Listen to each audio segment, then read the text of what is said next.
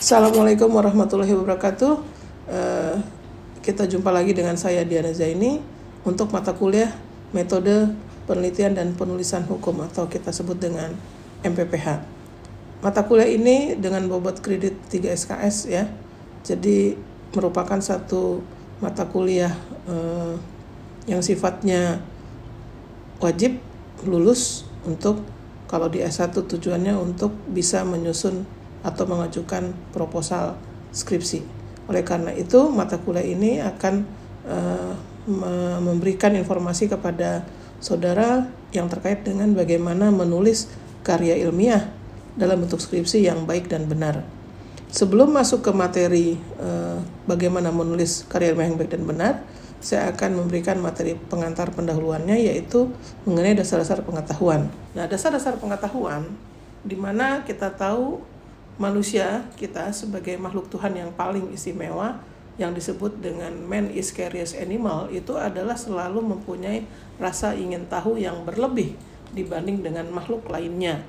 Nah, dengan bakat pengetahuan yang rasa ingin tahu yang berlebih ini, kemudian manusia berhasil menguasai dunia, menjelajah dunia pada saat ini dengan pengetahuan yang dimiliki, dengan rasa ingin tahu yang dimiliki, di mana manusia juga dilengkapi dengan kemampuan untuk melakukan penalaran, sehingga dia dapat mengembangkan pengetahuan yang merupakan rahasia dari kekuasaannya. Meskipun terkadang dalam aktivitas gerakannya, manusia terus-menerus dihadapkan pada berbagai pilihan yang untuk memberikan azas keseimbangan antara baik dan buruk, benar dan salah, siang dan malam, ya, dan lain sebagainya yang di sana merupakan hukum keseimbangan. Sebagai contoh, manusia adalah satu-satunya makhluk yang mengembangkan pengetahuan dengan sungguh-sungguh. Binatang atau hewan itu juga mempunyai pengetahuan, namun pengetahuannya hanya terbatas untuk kelangsungan hidupnya atau bagaimana dia hidup dengan survive atau survival.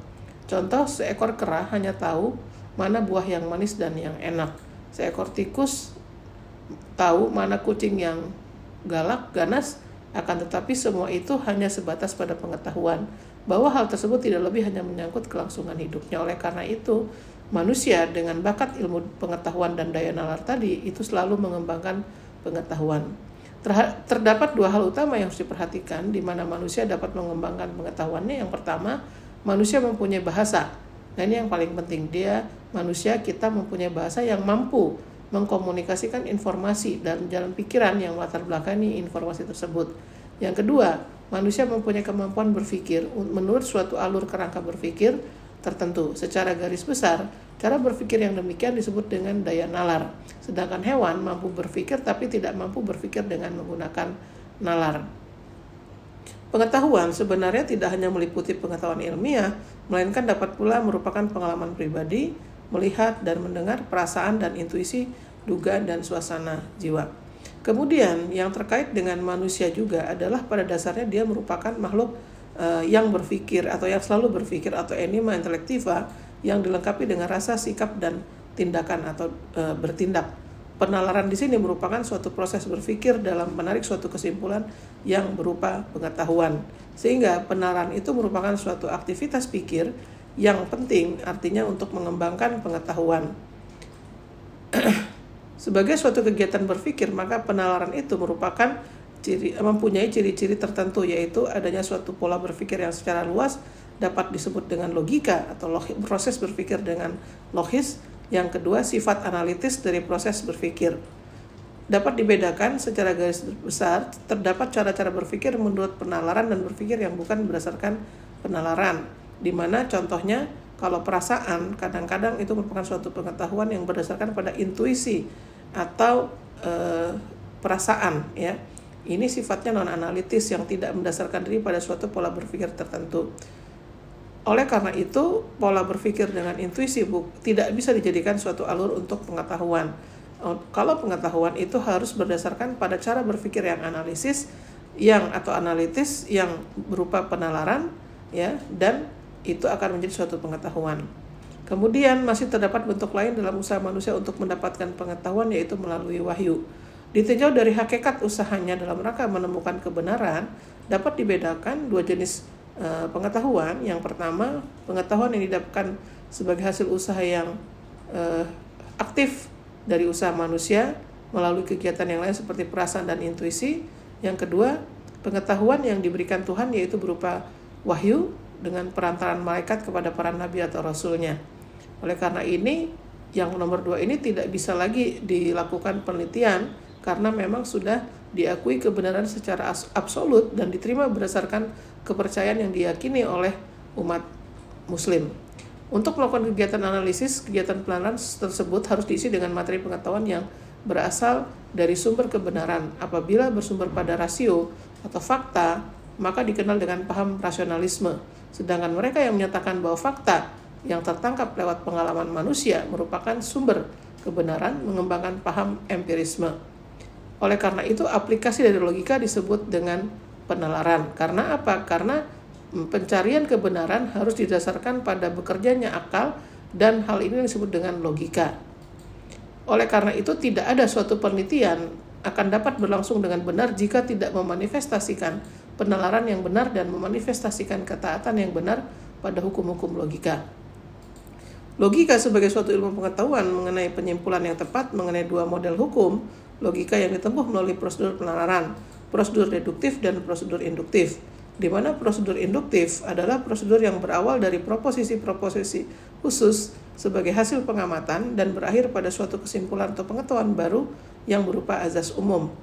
Dalam prosedur induktif, setiap proposisi hanya boleh dianggap benar jika proposisi itu diperoleh sebagai hasil penarikan kesimpulan dari proposisi yang mempunyai kebenaran empiris. Misalnya, ada fakta bahwa kambing mempunyai mata, kucing mempunyai mata, harimau, sapi, dan binatang-binatang lainnya juga mempunyai mata. Dari fakta empiris ini dapat ditarik kesimpulan yang bersifat umum bahwa semua hewan mempunyai mata. Oleh karena itu, kesimpulan yang bersifat umum penting artinya sebab mempunyai beberapa keuntungan. Pernyataan yang bersifat umum itu akan lebih bersifat ekonomis. Dengan pernyataan yang bersifat umum dimungkinkan proses penalaran selanjutnya, baik menurut prosedur induktif maupun deduktif. Secara induktif, dari berbagai pernyataan yang bersifat umum tadi dapat disimpulkan sebagai pernyataan yang bersifat lebih umum lagi. Misalnya, semua hewan memiliki mata dan manusia juga memiliki mata. Maka dapat ditarik kesimpulan bahwa semua makhluk mempunyai mata.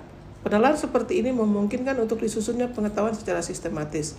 Sedangkan yang kedua, prosedur deduktif. Nah, di dalam ilmu hukum atau penelitian ilmu hukum, kita lebih menekankan kepada prosedur yang deduktif.